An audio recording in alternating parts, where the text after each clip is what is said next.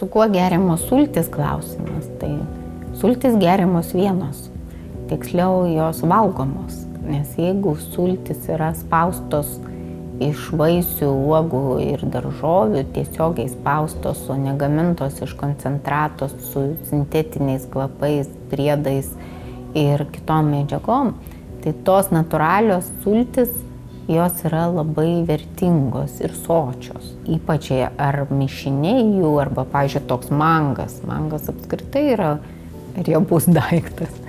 Kaip vaisius yra labai sotus.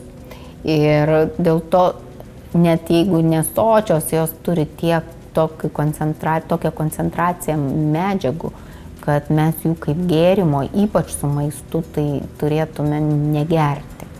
Jeigu sultis geriam kaip gėrimą, tada turim jas smarkiai skiesti. Taigi susitarėm, kad sultis yra maistas ir geriamas atskirai. Na, nebent ten užpiltume vyšnių sulčių ant ledų ar ant kokio pyrago ar ant kokio deserto, bet tarkim granatų sultis, pavyzdžiui. Jas paragavęs supranti, kad stiklinės niekaip neišgersi. Geriam po kokį trečdalis, ketvirtadalis stiklinės.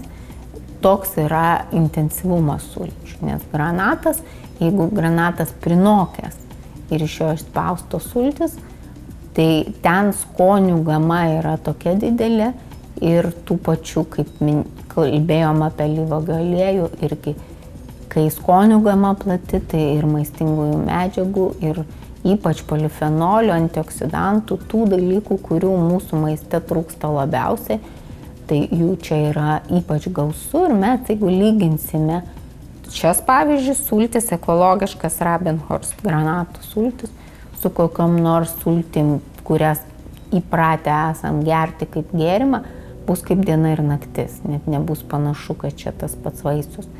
Taigi, sultis sultim nelygų, bet jeigu jos iš tikrų vaisių ir iš kokybiškų vaisių, tai yra labai maistingas produktas, kupinas antioksidantų, taigi bet kuriuo atveju yra naudingas mūsų sveikatai bendrai. Pavyzdžiui, čia yra miško mėlynių sultis.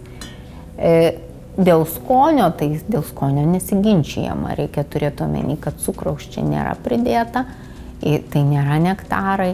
Ir tas skonis mums gali būti visai netikėtas, nes galbūt gyvenime nesam valgę tikro granato, kuris yra pilnai prinokęs.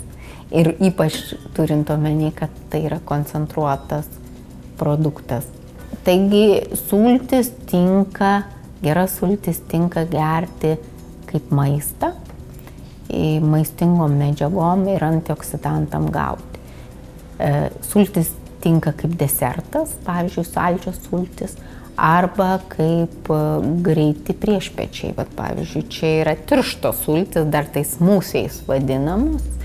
Ir su mangu, ir acerola, ir obuoliais. Tai tokį buteliuką išgėręs, tai jautiesi daug energingesnis ir ypač skubantiems žmonėms. Žmonės pirmiausia sako, šitos yra vaikam. Ne, šitos yra darboholikam.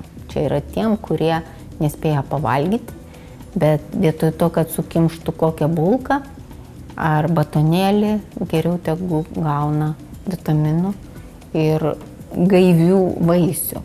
Bet vaikam yra šios sultis, daugiau jų yra, įvairių rūšių, šitos yra vien vaisių, čia su pridėta geležim, čia su pridėtų cinku ir geležim.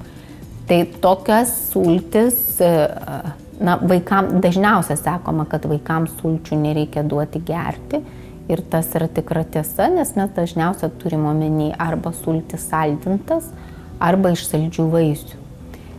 Ir gerti, tai gerti vietoj vandens. Vietoj vandens nieko kito gerti nereikia, reikia gerti vandenį, bet čia yra vienos dienos vitaminų, pavyzdžiui, ir geležies norma, tai išgerti kaip pavalgyti, tai yra vietoj užkandžių.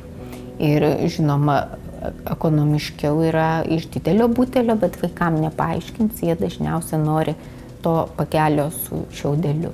įvairovė tų sulčių yra didžiulė, nes ne tik iš vaisių ir uogų sultys spaudžiamos, bet ir iš daržovių ir išgaunami tikrai pikantiški skoniai. Yra toks skepsis pas mus, kad visada geriau daryti sultis pačiam. Sutinku, bet tik tuo atveju, kai mes turim žaliavą. Pavyzdžiui, jeigu mes turim savo pomidorų ir savo agurkų ir savo obuolių ir savo mėlynių, tai tvarkoj, bet savo mangų mes tikrai neturim, ananasų neturim ir daugybės kitų vaisių ir uogų neturim, ir kai mes jų neturim, mes tokių nenusipirksim, kokius nusiperka gamintojas, kuris yra specializuotas, kuris spaudžia ekologiškas sultis, kuris ieško tų ekologiškų žaliavų tiekėjų, ten kokių ekologiškų vyšnių, ten tiekėjų ieško po visą Europą ir dar toliau, nes ten ananasus iš Indijos, mangus iš Indijos, ten obuolius, aišku, čia mes ir patys galim turėti, bet tam tikros uogos ir vaisiai auga tam tikram dirvožemį ir tam tikram klimate, kad jie atskleistų savo tas vertingas savybės. Ir mes nuėję į prekybos centrą tokių apelsinų tikrai nenusipirksim ir tokių pomidorų nenusipirksim, iš kokių gali gamintojas tas sultis išspausti.